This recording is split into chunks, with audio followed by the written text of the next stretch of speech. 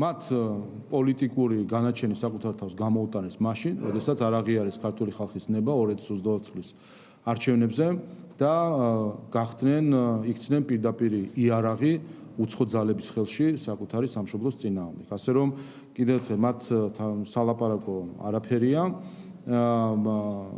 თავარი პრობლემა ის არის, რომ ისინი დღეს ვაჭრობენ ადამიანებით და ვაჭრობენ დემოკრატიით. ხედავთ, რასაც მათი მეთოდი არ იცვლება, მოყოლებული 2012 წლიდან მათ აქვთ ერთი მეთოდი. ეს არის ადამიანების გაწირვა წაქეზება დანაშაულზე, გაწირვა სასჯელისთვის და შემდეგ ამ ადამიანებით ვაჭრობა. ასე იყო მათ შორის მიხეილ სააკაშვილი, რომელიც ჩამოიყვანეს აქ და ციხისთვის გაწირეს, თორე კი იყო თავისთვის შვიდად უკრაინაში.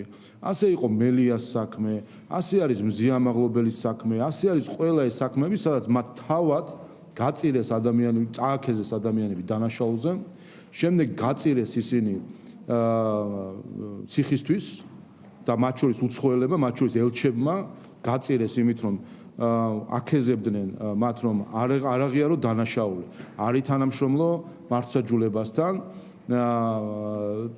ამითი წააქეზეს ის, რომ არ ყოფილიყო საპროცესო შეთანხმება, არ ყოფილიყო მსუბუქი სასჯელი და ახლა ვაჭრობენ ადამიანებით. ეს არის პოლიტიკური ტრეფიკინგი, ვითაც დაკავებული არის დღეს რადიკალური ოპოზიცია და ზოგიერთი უცხოური ჯგუფი პოლიტიკური თუ ზოგიერთი ორგანიზაცია. ეს არის ვაჭრობა ადამიანებით, რაც არის მეთოდი, რომელსაც ისინი ყოველ ჯერზე იყენებენ.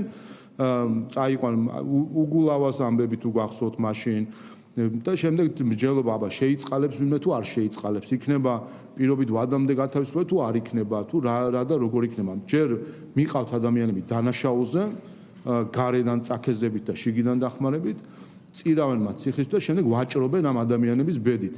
და მეორე ვაჭრობა დემოკრატიით, რაც უკვე გრძელდება 14 წელია 2012 წლიდან მოყოლებული, როდესაც ყოველ ჯერზე არის თავდასხმა დემოკრატიაზე და შემდეგ უცხოელების ჩართვით და ჩარევით, რომ იქნებ რაღაცა დათმოთ, იქნებ პატარა შეღავათი გაუწიოთ, იქნებ მანდატი კი დახიეს, მაგრამ მე რაღაც სხვანაირად ჩართოთ და ასე შემდეგ. ეს არის ვაჭრობა დემოკრატიით. არც ადამიანებით ვაჭრობა და არც დემოკრატიით ვაჭრობა არ არის ევროპული ან რაიმე ცივილიზებული ქცევა და რა თქმა უნდა საქართველოს ხელისუფლება არაპირებს, რომ შეყვეს ამ რადიკალ ჯგუფებს ადამიანებით ვაჭრობაში, რითაც ისინი დაკავებული არიან, თავად თბილად ხედავენ თავის ოფისებში და ადამიანები გაწირეს ციხისთვის და არც დემოკრატიით ვაჭრობას აპირებს საქართველოს ხელისუფლება.